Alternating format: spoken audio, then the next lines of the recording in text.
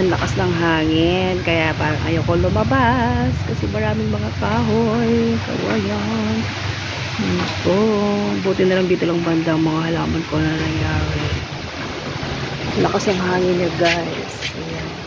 Tapos yung papaya ko sa baba, na ayusin ko sana mamaya na lang kasi malakas ang hangin.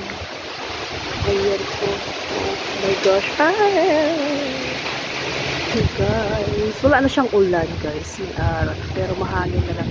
Mahangin na lang siya. Kaya dito tayo sa loob ng bahay.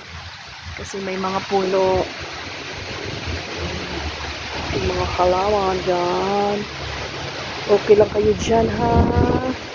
Kapit-kapit lang, ha? Kumapit lang kayo, guys. Yan. Kas ng hangin yan. Ingat po tayong lahat, guys.